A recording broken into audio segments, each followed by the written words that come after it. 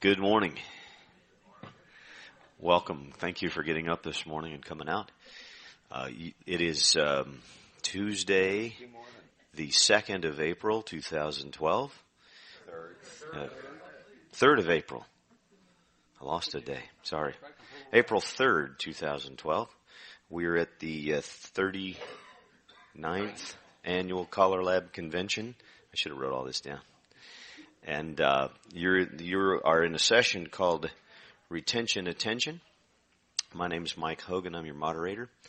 And we're going to kind of have an open forum. I've got a couple of great gentlemen here to give you their opinion on how we retain dancers.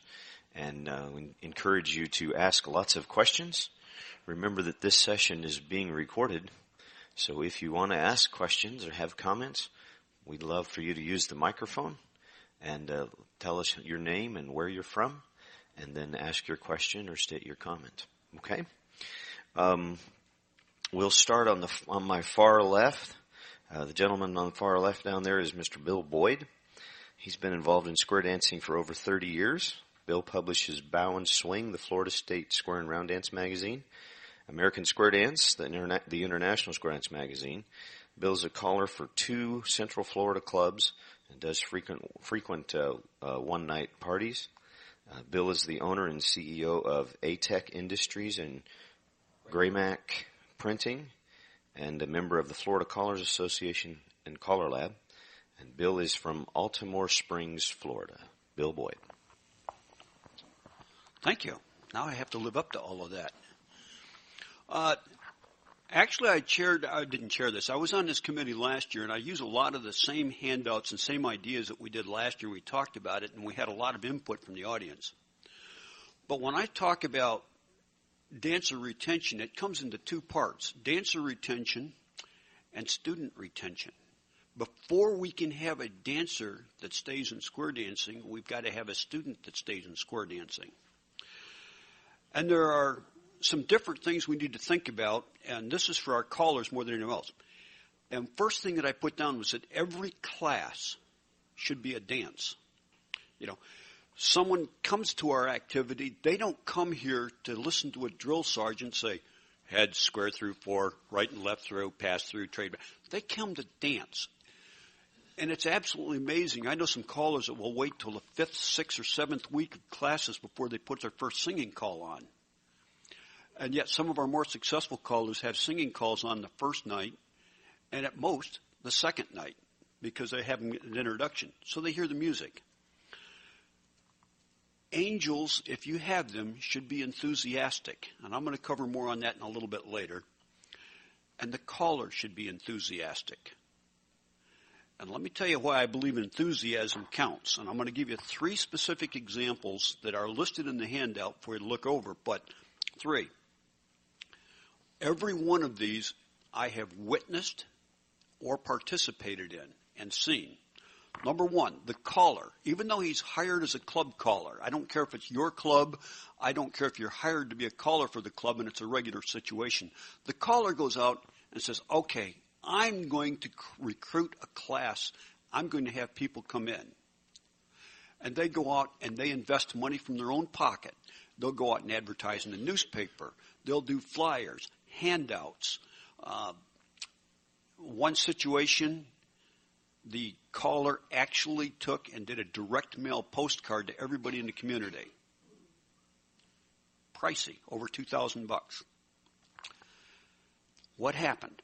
The first night of the dance, 23 people came in. 0 stayed, even though everyone had a good time. The second night of the dance, 18 people came in, none of the same original 23. 2 couples stayed. What was the drawback? It was on the same night as they had the regular dance, and the club members who showed up didn't associate with them, didn't talk to them, and when the caller got up to put the first tip on so that people could see dancers, he had to beg and plead for the dancers to come up on the floor. If your dancers aren't enthusiastic about what their own activity, how do you expect other people to be? That was a true story. I know the caller that did that. He's sitting here. Second story. This caller's now passed away, but when I told this story to another caller in Florida, he says, "Oh, I know who you're talking about."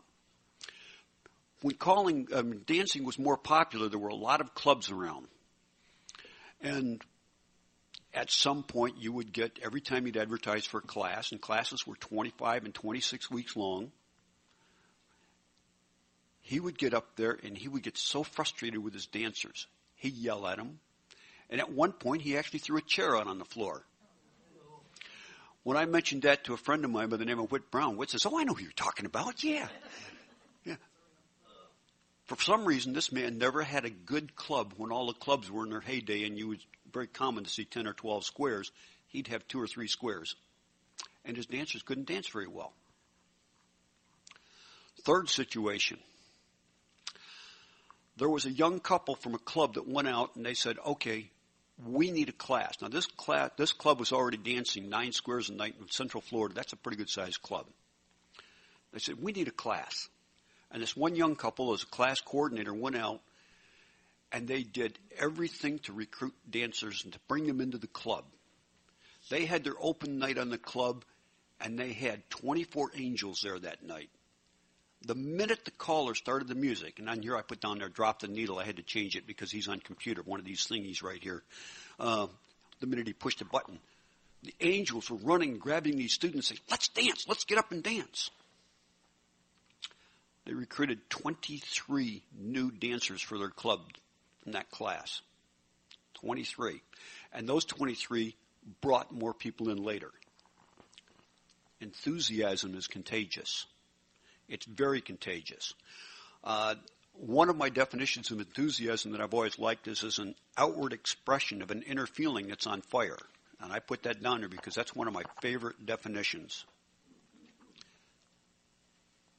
So that's virtually section 1. That's how we get our students in. The caller has to be enthusiastic, the club has to be enthusiastic, and there's a cooperation between the two. How do we keep the dancers? And that's what this is about more than anything else.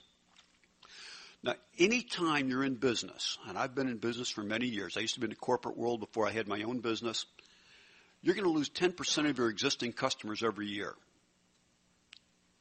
That's a guarantee. They're going to move away, pass away, become dissatisfied, but for some reason they're going to leave you. But we have an additional problem in square dancing. Because not only do we have that, but we have the situation where my spouse passed away. My partner passed away. Uh-oh. I'm not going back to that club because I always went with my partner. And in some cases, the club doesn't want singles. There are clubs still in Central Florida that says that if you don't come as a couple, you can't come in the front door. There's clubs in Central Florida, and actually in South Florida as well. These are places that I've visited where they won't let 2 people of the same sex dance together. 2 women dancing together? Well, that will confuse the rest of my dancers in a square. You can't do that. 2 men dancing together? Oh, no. They must be gay. I'm not going to let them in my club. It doesn't work that way. We need the singles to come in as well as them, and it doesn't matter if you have the same sex dancing together. It just literally doesn't matter today. We're looking for dancers, and we want them to have a good time when they walk in that front door. One of the other problems we run into with dancers is they graduate from class. And wow, Virgil, I'm so glad you graduated. Congratulations, welcome to the club. By the way, have you considered being club president? By the way, we need this officer. Oh, you had an accounting background? Oh, good, we need a new treasurer. What happens to letting the people dance and have a good time first? You know, another problem we have is, and this is our fault, the callers. Break time. Okay, round dance cure, you're on. I'm going to run out for a smoke. Round dance cure, you're on, or line dance, or sit there and just put a piece of music on and run outside.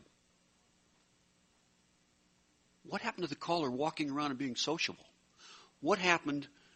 And we have to start as a caller, be there early, put the music on, Greet the people when they come in the front door. Shake their hands. Encourage name tags so you can greet people by name. If they don't have a name tag, have something there to write up a name tag and put it on there. People like to hear their name. So you shake their hand, you greet them or hug them when they come in the front door, welcome them. During the breaks, you walk around, talk with them.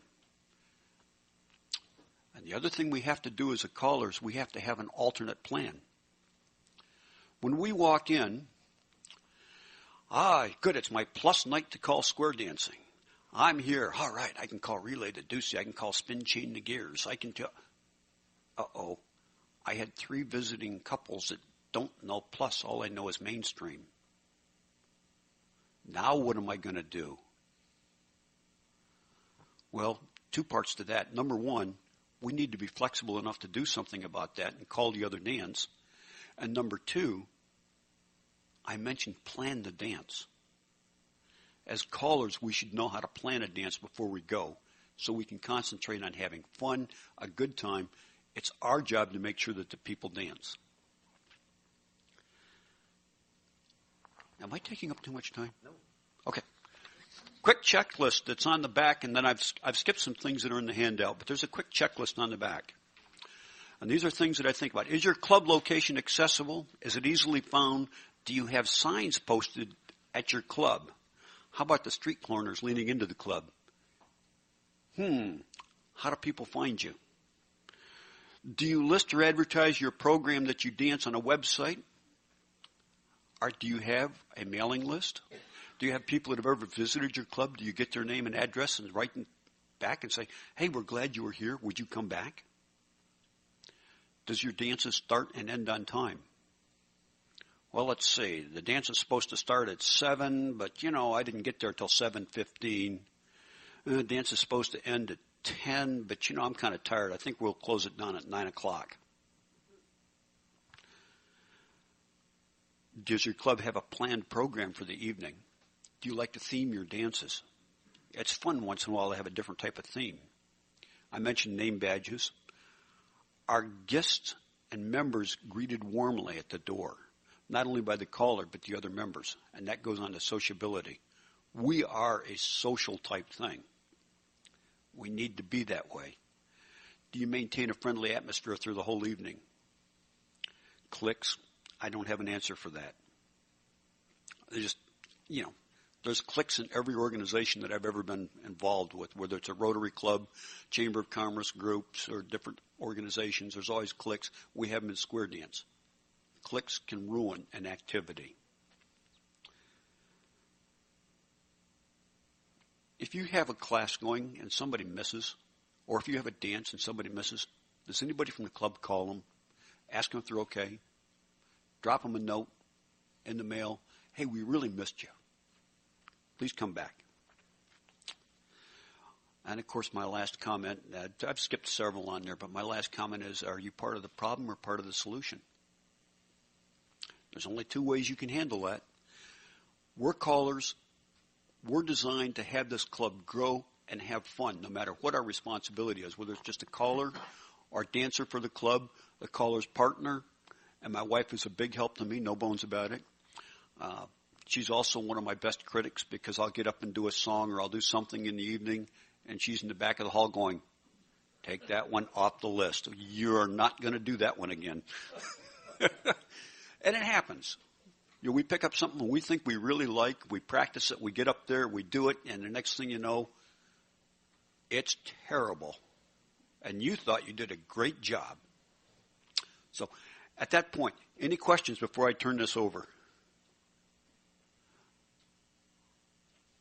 I'm not that good. I don't. Oh, you have the list. Okay. Mike, you're on. All right. Bill, thank you. Okay, our next presenter is Virgil Forbes. Virgil is from Pikesville, Maryland, which is basically Baltimore area. Started calling in 1979, joined CallerLab in 1985. He received his general caller accreditation in 1990 and the CallerLab Certified Square Dance Teacher certification in 2000. Virgil's primary calling focus is on teaching, and he's taught over 70 beginner classes in his career. So, Virgil, take it away. Thank you. Okay, my perceptions are perhaps a little different than this gentleman to my left, but that's okay. Retention of new dancers, because that's what I'm really interested in. We work hard to recruit a class, get our club involved. We spend 20, 25, 30, 35 weeks teaching them. By the time you get to graduation, you've got a terrific investment in each and every one of those dancers. And the night after graduation, you're going to never see at least a quarter of them ever again. And inside a year, you will have lost half of your graduates, maybe a little more. The membership chairman of the Baltimore Dancers Association every year keeps detailed lists of graduates, and he tracks them through 5 years. And his numbers are absolutely consistent year to year to year. At the end of 2 years, you have lost at least half to 60% of your new graduates. By the end of the 4th year, you have 15 or 20% of your new graduates still dancing. Okay, and those numbers are consistent year to year to year. And he's got them back quite a ways, even, I won't say back to the heyday of dancing. So we've always had a retention problem. But as our total population shrinks, it's a lot more concerning to us.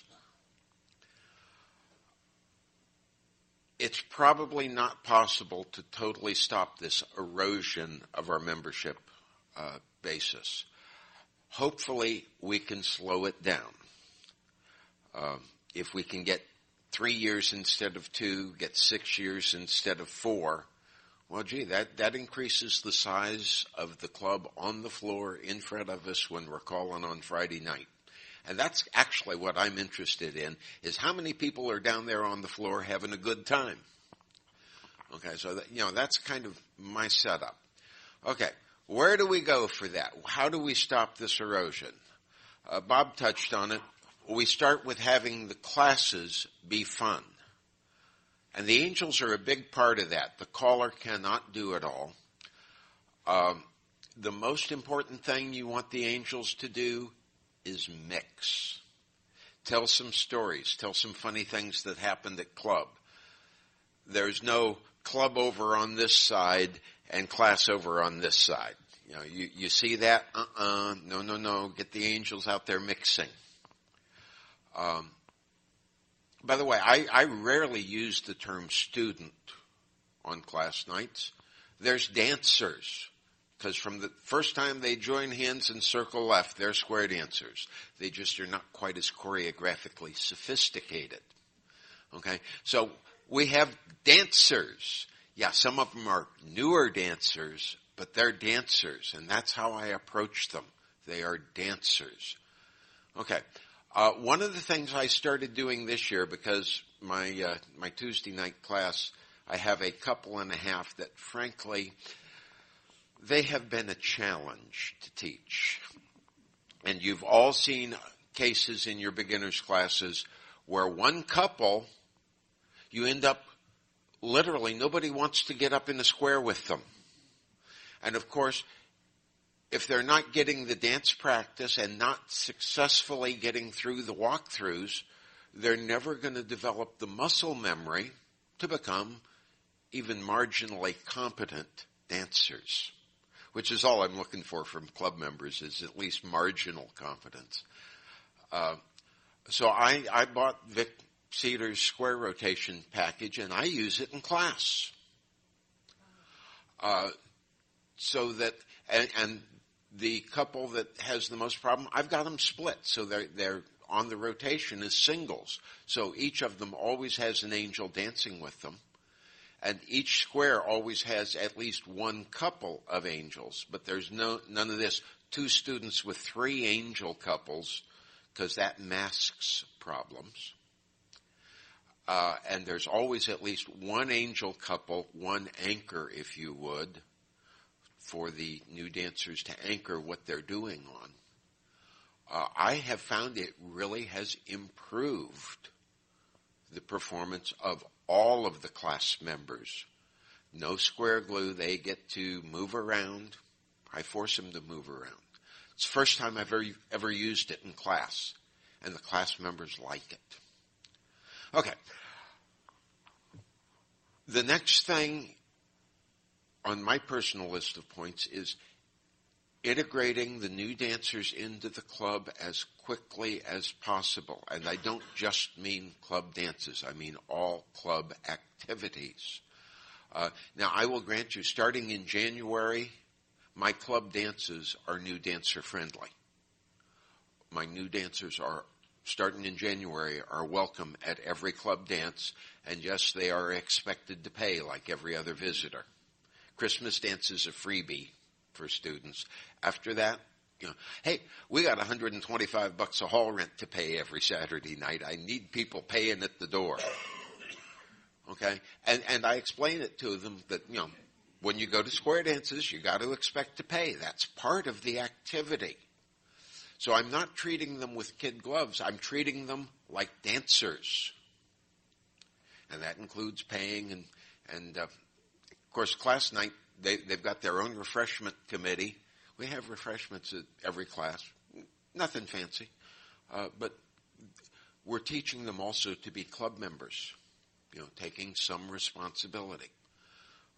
Because, you just joined the club. You want to be club president? Hopefully we can stretch that out a little farther. But club responsibilities are part of being a club member. And I don't try to gloss that over. Okay, so club picnics, anything the club is doing, club demos. I've got a demo next Saturday. My class members are going to be half of the demo group up at the Westminster Library. They're going to be wearing fancy square dance clothes. Virgil has a very strict dress code at class. You must be dressed. So I don't care if they show up in slacks and a blouse, because frankly, sometimes I think the fancy dress at demos is not one of our big draws. So when we do a demo, especially with class members, we have people that look like they just walked in off the street and started dancing. And I really think that does help. The last thing, and there was a whole session yesterday on sociability.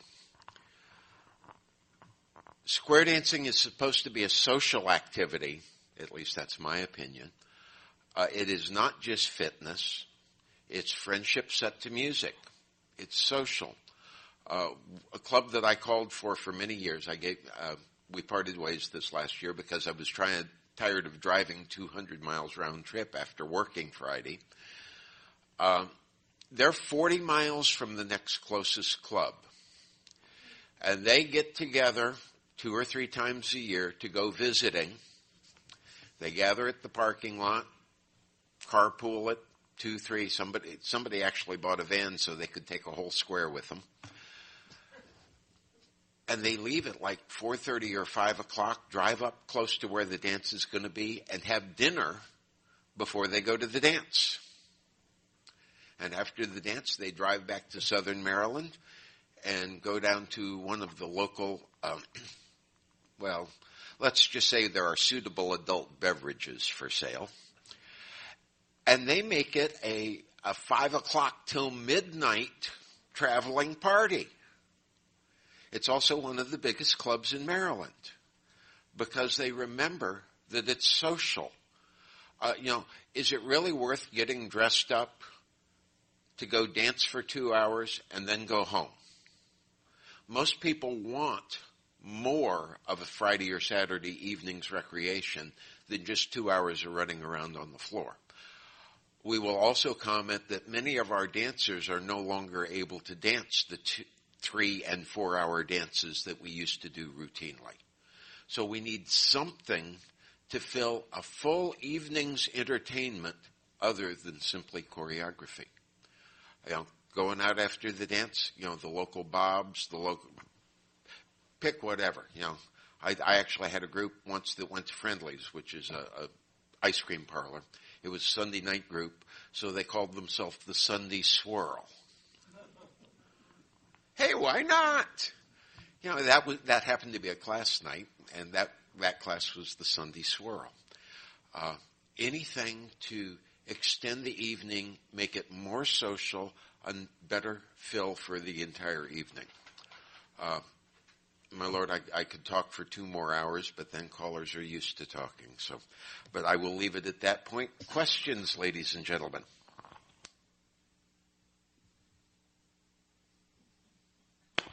Come on. It's only 30 minutes into the session. We have 45 minutes to fill, and I have 2 minutes to talk. So okay, a quick comment, and then we'll pass it back.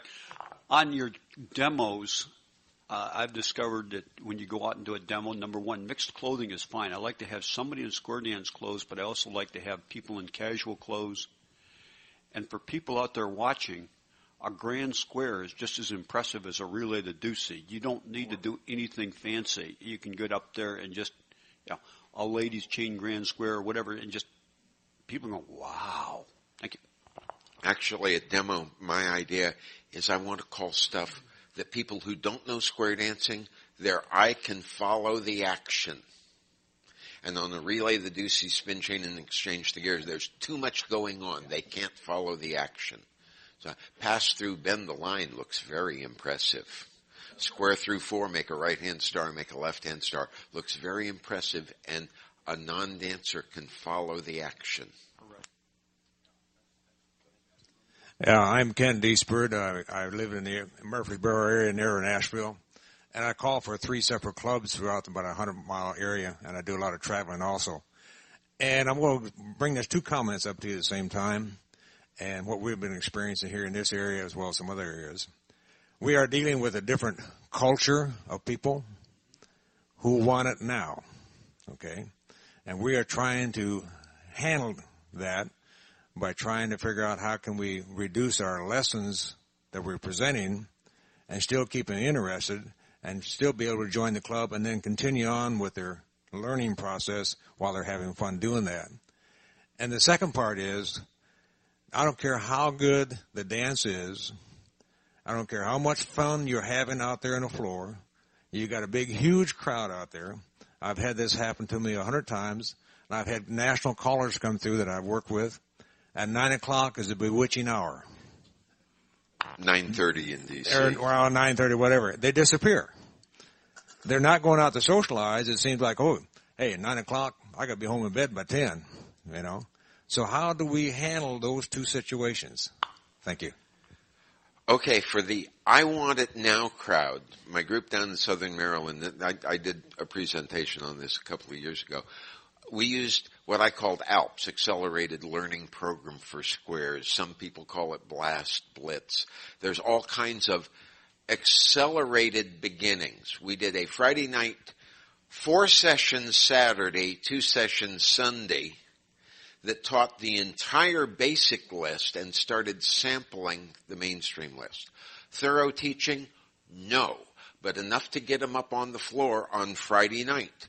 And essentially we did a 45-minute review and teach one more call on Friday night before the 2-hour dance.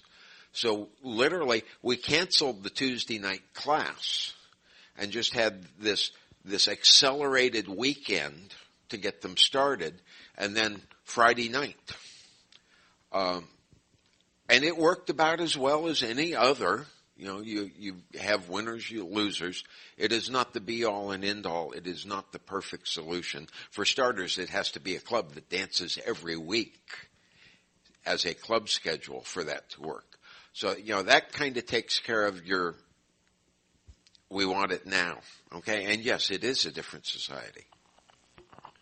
Now, same sequence, but we have, and I stole this from another caller in Florida, 15 to 16 weeks, and it covers every mainstream call. I published that in ASD, I think a month ago or 2 months ago. And does it work, and are they good dancers? No. Does it get them on the floor where they can dance? Yes. And my comment has been I've seen people that go through the whole 27, 28-week course, and they can't dance until they get to floor time. The biggest problem we're facing today with the generations coming up, Ford Motor just did a survey. And their survey, because they're trying to figure out how to sell cars to new people. Kids graduating from high school, more than 50%, and the same with college, would rather have a new computer than a new car. It's a virtual world out there. When I told my son, he's a computer engineer for Intel, he said, "That surprises you?" They live on computers. They don't go out in the real world. So that's a drawback for us. And then when we get them out there, let's accelerate our teaching. What's wrong with that?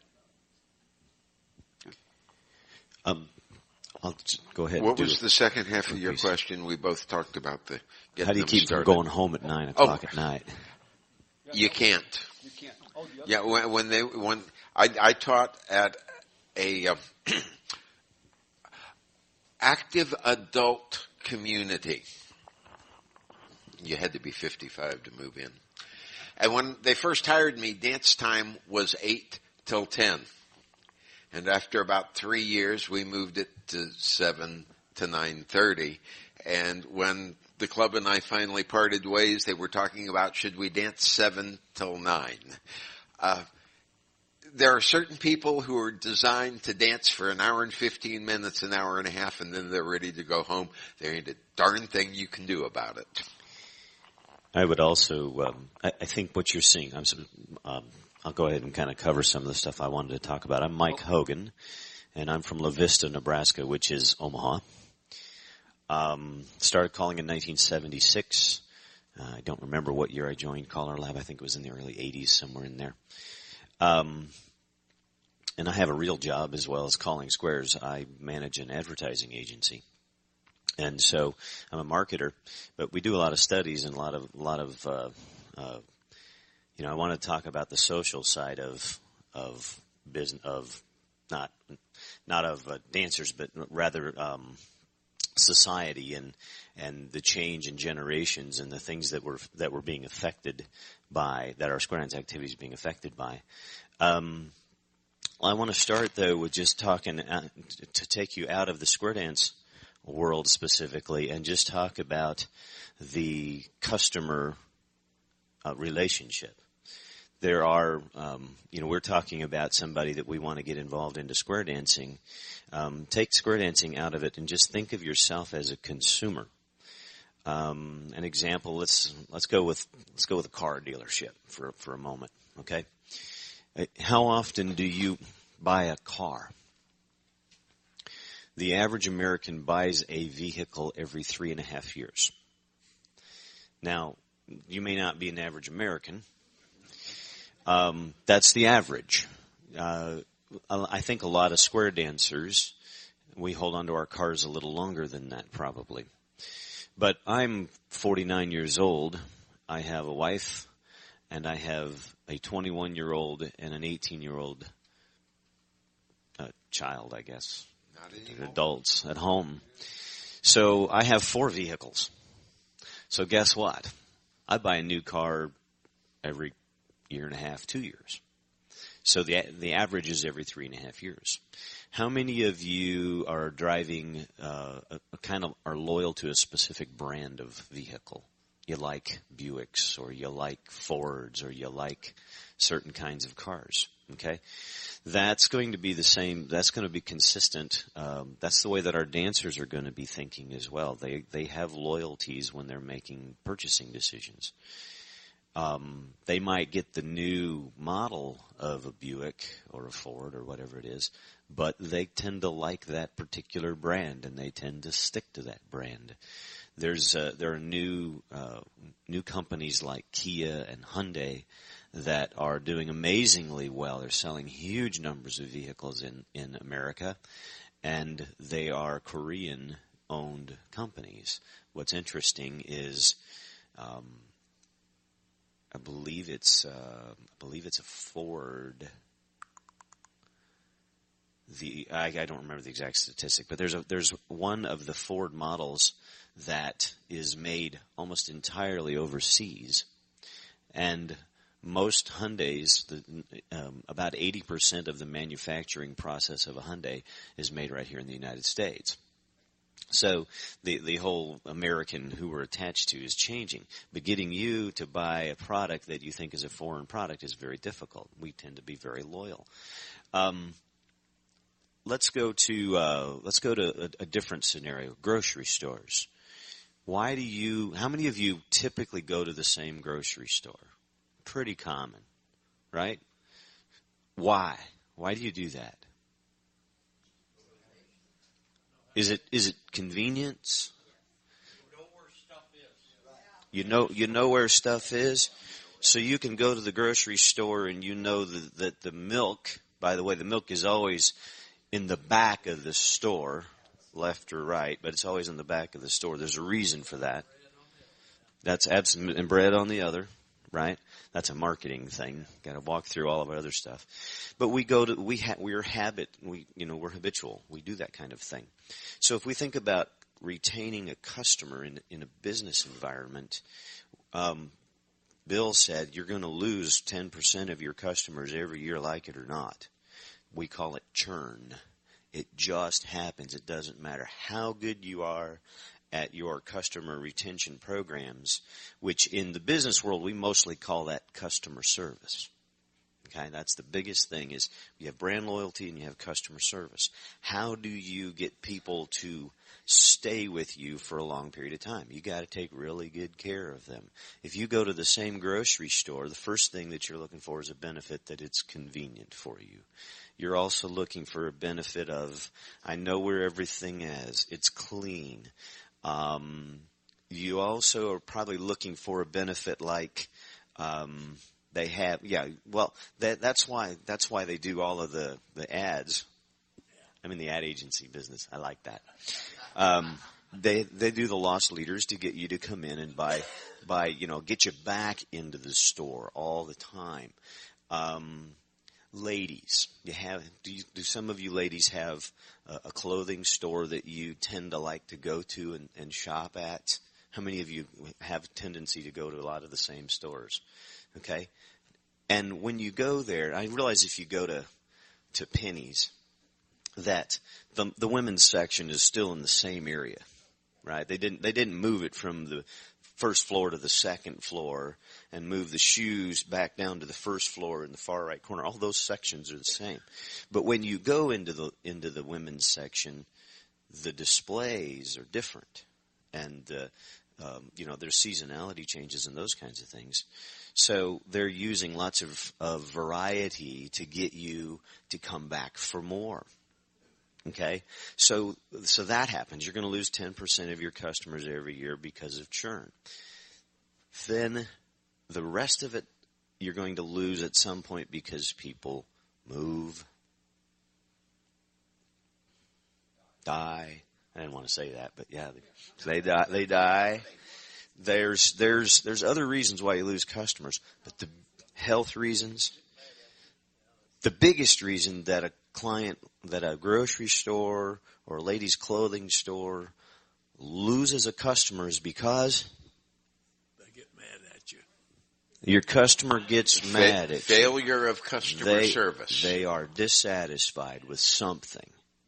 So that customer service element is the most important thing we can possibly do to retain a customer.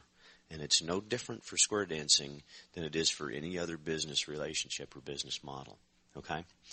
I also want to share you a couple of statistics in terms of just retention overall. There was a research piece or some records that were kept by a couple of callers. I believe one of them was Jim Mayo. Jim's going, no, it wasn't me. I'll tell you just the story as I've heard it, and if I'm wrong or you can speak to it, I'd love for you to do that, Jim.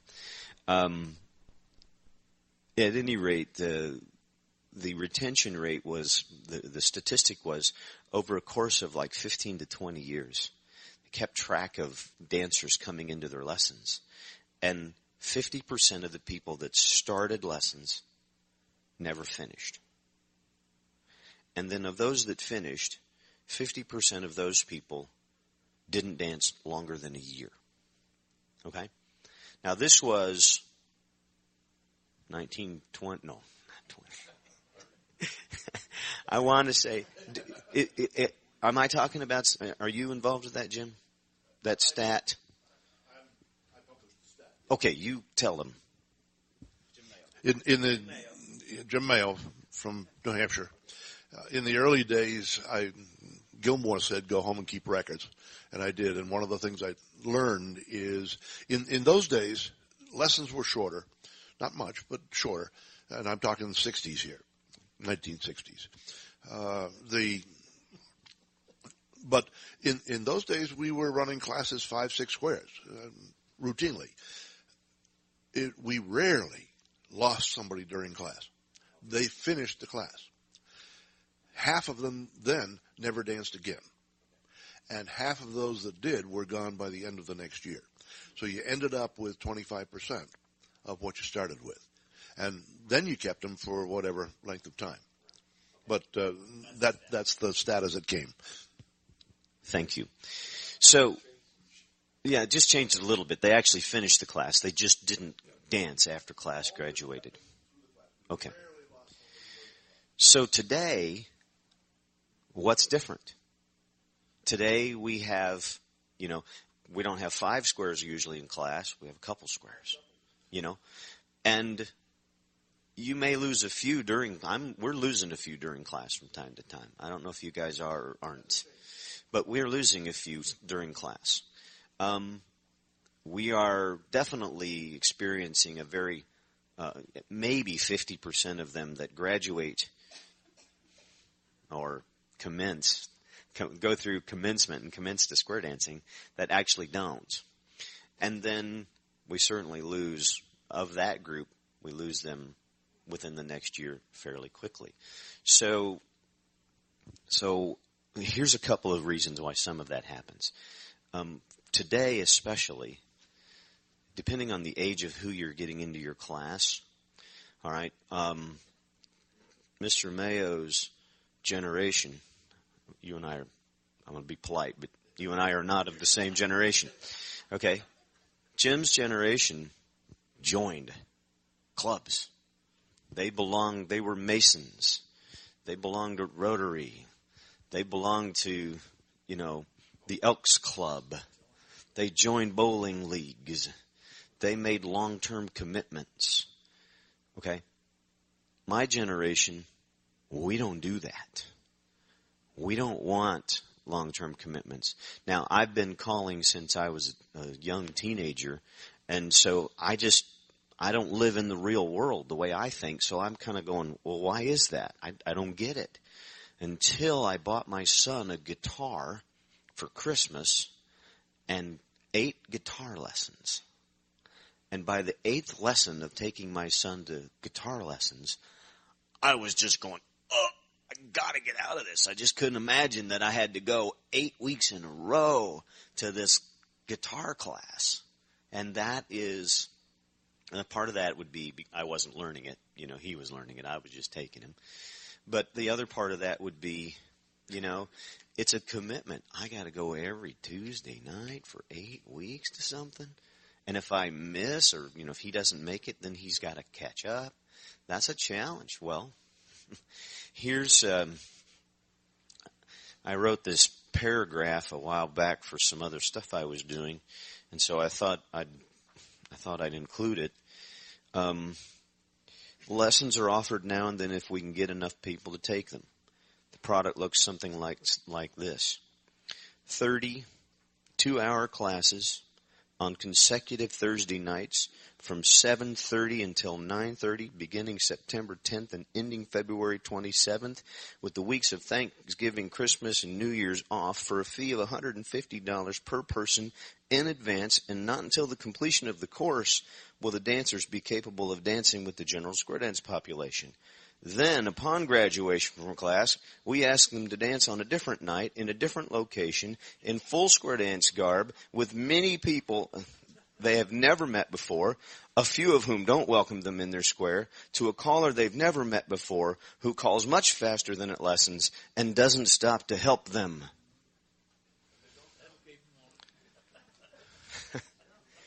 What a great product that is. Right? So what I get into then is, we don't join. My generation doesn't join. So we've got all of this going on top of that we don't join. We are also a generation that we love to try stuff. We love it. I want to jump. I have a goal, one of my bucket lists. I want to jump out of a perfectly good airplane. Forget it. No fun. There's no such thing as a perfectly good airplane. So practice that jump. Okay. There's things I want to do. And if I'm going to jump out of a perfectly good airplane, especially if I want to do it without somebody else riding on my back over here, if I want to do an individual jump, I've got to take some classes. And it's probably 3 or 4 brief classes or something. I don't know. I've never done it, but I know you can't they don't just say, okay, go. You have to learn some stuff, right? But after I've done those 2 or 3 classes, I'm going to jump out of a perfectly good airplane. And I'm guessing that's probably the only time that I'm going to do it. We like to try stuff. So, how many of you, it's a silly question, but how many of you get discouraged because you don't get people to stay in your club? You're like, I don't get it. Why don't they do it? Well, they never meant to. They didn't intend to join square dancing. They didn't intend to make square dancing their hobby. They wanted to try something. So before you beat yourself up too much, you got to know that about people, okay? There's about half of them they never intended when they signed up for lessons to do anything other than this year we're going to take square dance lessons, and next year we're going to learn how to play bridge. Exactly. Virgil, you got a comment? Well, I was just going to say, and you just about covered it shortly thereafter. Literally 2 years ago, I had graduation, and this couple, they were good dancers, in their late 30s, walked up and said, "Hey, Virg, we had a great time. It was terrific. This year we did square dancing. Next year we're doing parachute jumping." Exactly. So don't beat yourself up. All you can do is try and increase the percentages of people that actually stay. You're never going to get all of them. It just doesn't happen, okay? So for that, then, I kind of went just through some bullet point things as I was thinking through this. Why, just like when you go to the grocery store, if we can get somebody to join our square dance club or take our class, why would they take our class? Why does somebody choose to take a square dance lesson? Curious, something fun to do, want to try something different. They're bored, so social. So there are lots of benefits that they get from square dancing, and they may not, in many cases, they're not taking lessons because of the benefits that square dancing actually offers. They don't know that it's an amazing social activity. They don't know that, many times they don't know that there isn't alcohol involved. I can tell you that the majority of the people that come and take our lessons, they don't know that we sing at square dances. And that's how uninformed people are about square dancing. So once we get them in, we've got to somehow figure out how to get them to stay. Okay? And I put down a few bullet points just for you guys to ponder. Okay? Pay for lessons up front, not one lesson at a time. This is just to get them to stay in class. Okay? Now that sounds kind of tough, I guess. But the reason that you ask them to pay for class up front is because if they only have to pay 1 week at a time, then there's a Tuesday night. They have no commitment to come to class on Tuesday or Thursday or whatever night it is. There is no commitment for them to go there. That sounds heavy-handed, but I'm telling you, if they've made a financial commitment they're going to go unless clearly there's some other reason for them not to go. Can I step on that for just a second? Sure. And the reason I say that, you're going to step on it? Yeah. When I started calling for this, well, I step in it too. When I started calling for a club called the Garden Patch, one of the first classes that I did, as I said, I'm going to charge people $50 for 15 weeks of lessons up front. And also there's no free night. If they want to pay by the week, it was $6 a night to come in. And someone said, wait a minute, $6 a night or $50 for 15 weeks. Virtually everybody paid the $50 for the 15 weeks up front. Better deal. And the interesting part of that was, right exactly what you said, the people who came out of a curiosity. I'm just curious about square dancing, and they'd had no intention of staying. In fact, one couple who was going to move out of state, and they actually delayed their move so they could finish classes because they made a commitment. $50 is $50, even though it's for 15 weeks. I stole that idea originally, by the way, from Danny Robinson, who used to call for 50 years in Central Florida. So, cool. In marketing, I've done seminars before on the 4 P's and the D. One of those P's, it's an overlying system to marketing. One of those P's is price, and price not only includes what you're charging and the value for the value that they get out of it, but it's also sale programs and structures like that. That's a great idea. If you think people don't want to pay the whole bunch up front, then, first of all, they have no idea what it costs. So if it's $100 for an individual to take a set of lessons, and let's say it's 20 for the math. Let's make it 20 weeks because it's easy. That makes $5 a week, right? So it's $200. It's $10 per night per person. Or if you'll pay for the whole session up front, it's half price. And most folks are going to take that deal.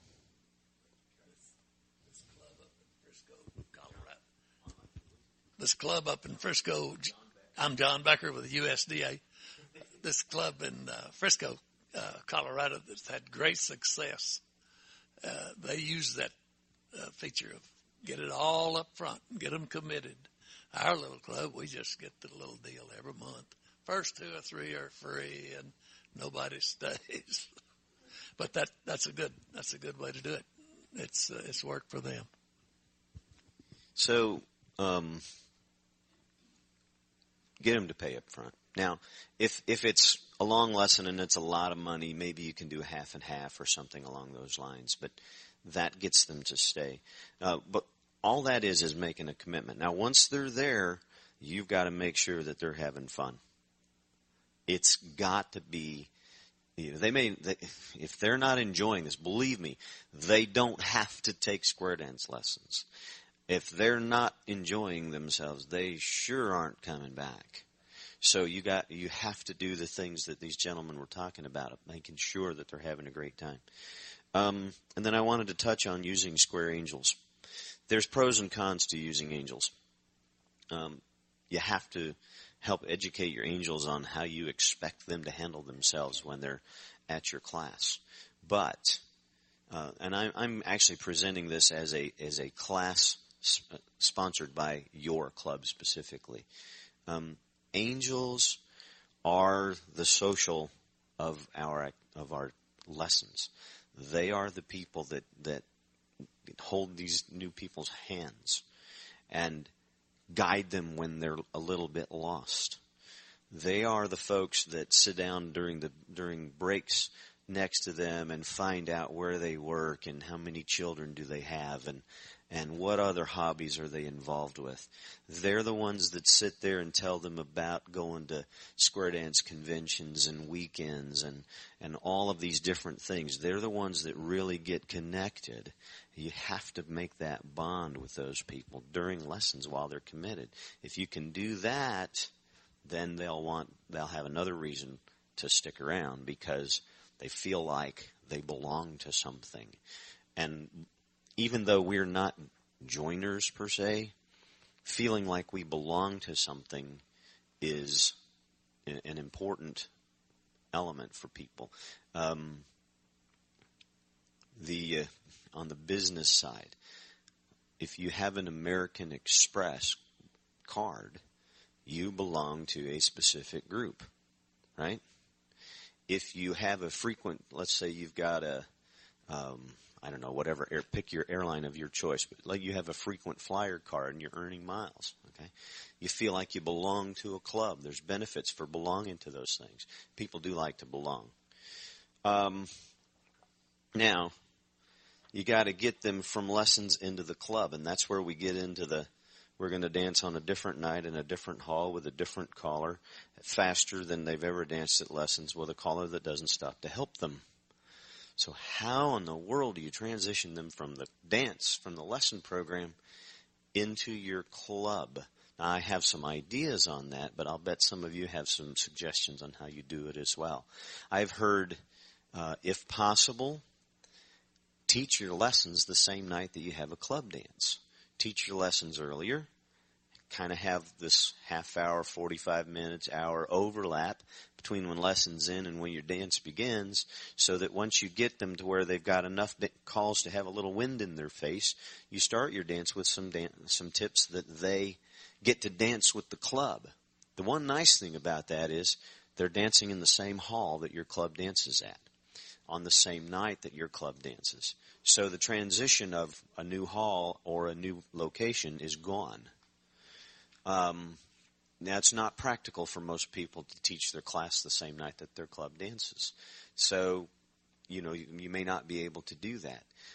In Omaha, we at least are lucky enough that that where we teach our class is the same hall where most of our clubs dance, and so that part is easier. But the night element is still a challenge.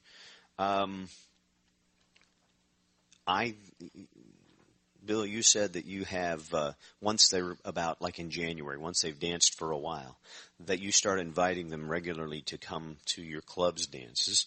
And I think that's wonderful. We have our classes on the same night as the dance for one of the clubs. And what we do on that is actually after the 4th week of lessons, they stay for the first tip. And then gradually as we move further in lessons, and it started off as a plus club, and I don't want to say this too loudly, I've gradually brought it back to a mainstream club without really advertising that, because now we're one of only 2 mainstream clubs in Central Florida. Now, I have a plus tip, which is announced, and when I do that, but otherwise, by the time we've gone through 8 weeks of a 15-week program, with the exception of the announced plus tip, they can dance all night long, and it is up to speed. And I talked about in my paragraph here how we call faster at our dance than we call at our lessons. But he's bringing them to his club and mixing them in, and so the tempo at which those dancers are dancing is quicker. Usually the tempo is shorter at lesson or is slower at lessons, not because we've slowed the music down so much, but we do a lot of stop and go. We call a call and then we watch and make sure that they were able to execute the call correctly. And if they had issues, we go back and show it to them again. So there's a lot of that. It's not exactly dancing, and there's a ton of joy that comes out of the dance part if they're consistently moving. Truly, at least one tip every night of class, and different night, different hall. Okay, happens. I try to call a full dance tempo tip. Not necessarily complex choreography, but the one thing we have to convince them, especially in singing calls, is you must move to the music, one step to one beat. The caller ain't going to slow up because he's got to get to the end of the choreography at the end of the phrase. And that's part of the training. It's not just doing the choreography. It's how do we organize a dance? How do we make the music and the choreography fit? And that's part of the teaching also. But at least one tip a night, they have to dance everything at full tempo. And if they fail, well, we go back the next tip and pick it up and see what we did. And they laugh and they square up and get back in lines and away you go. Okay, I'm going to just kind of run through these other bullet points quickly because I'm sure there's probably some folks that want to add some comments and ask some questions. So the next step to me to get them from lessons to the club is to educate them early about your club and what being a club member means. Educate them about the extracurricular activities your club does besides just putting on club dances. So I'm a proponent of clubs doing things like going to the playhouse together and having a picnic and you know, whether it's visiting as a group other clubs or other social things. I have a group of guys from a club that I'm in that we play cards. Include them in any special activities the club holds during lesson season. And you know what? You should, if your club should come up with some activities during lesson season with the intent of including your listeners in those activities. Actually think about that. Add something to your club's agenda of things that your members do that you can actually take them and have them participate in.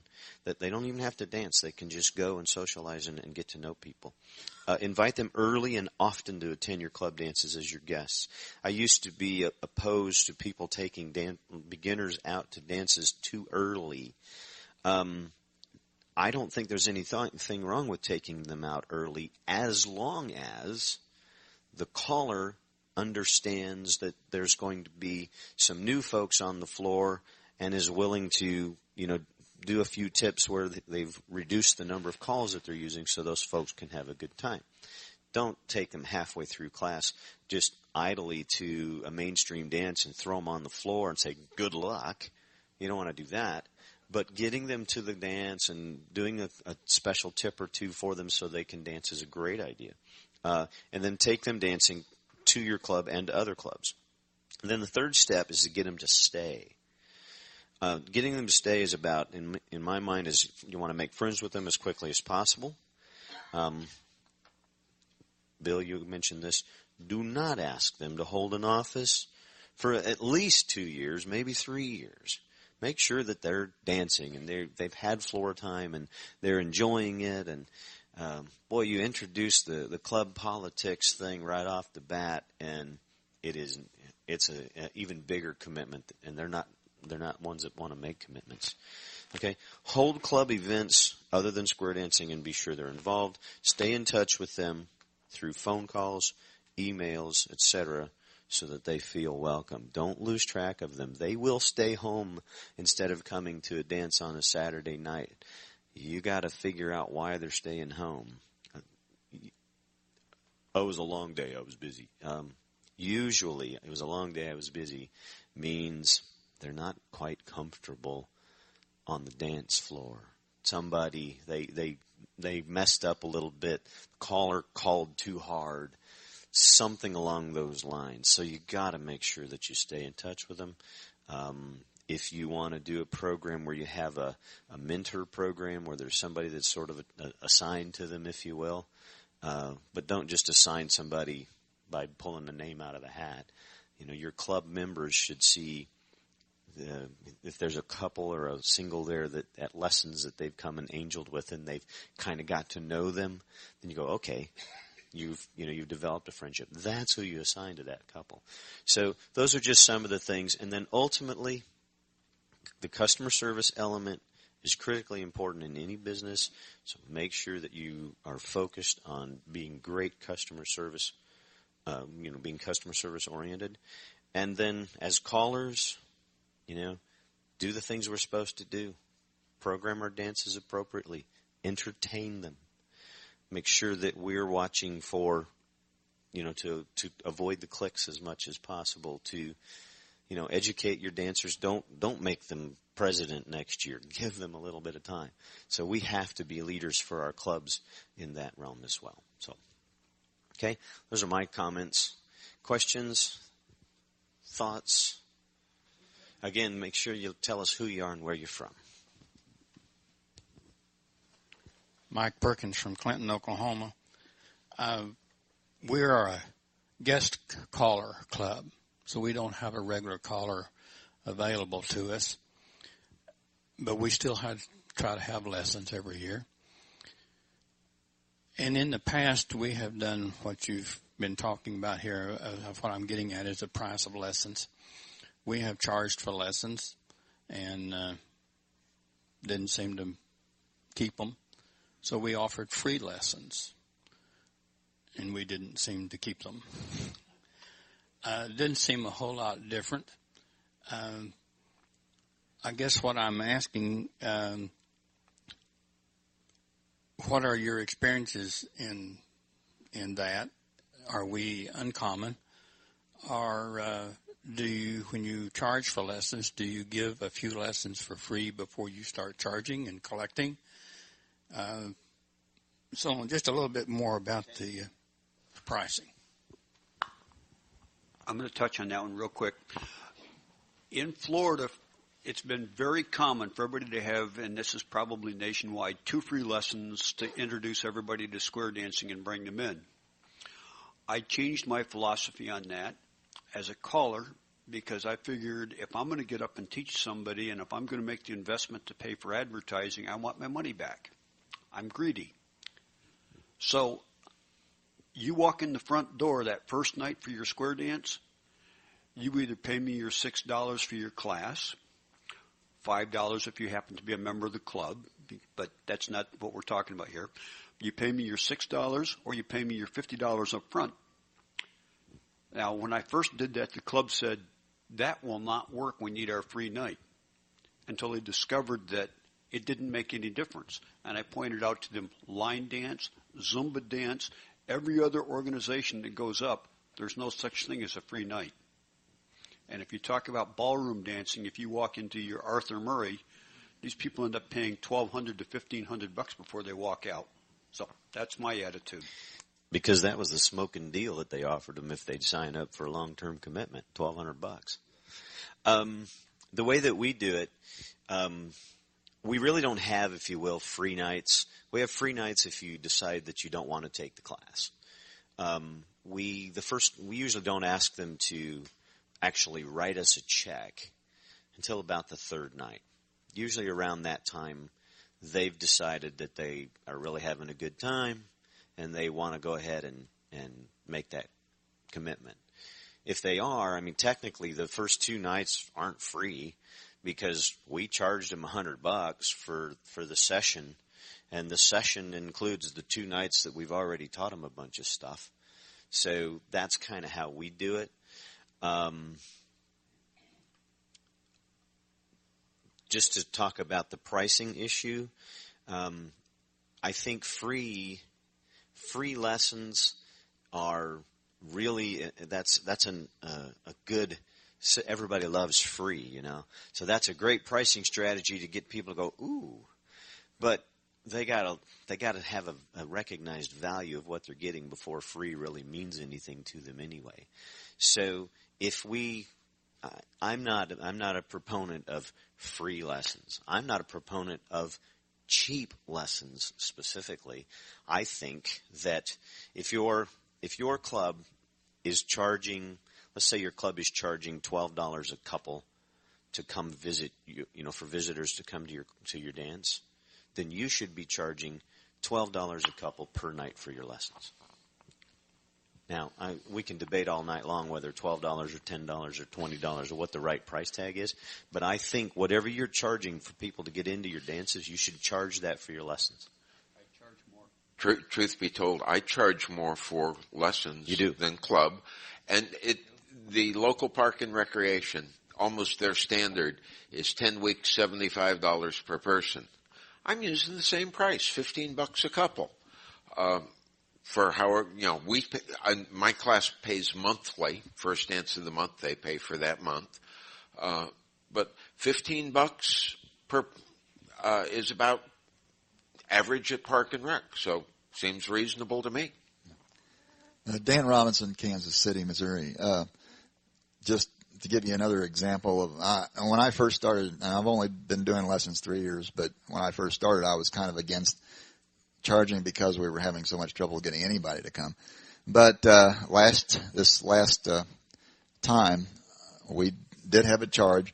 We decided we want to do it that way because we wanted them to have a commitment and see how it was going to work. One thing I did suggest, and we told them, was that if they graduate, the cost of them, this was being done as a club, the cost of the lessons would go towards the initiation fee of the club.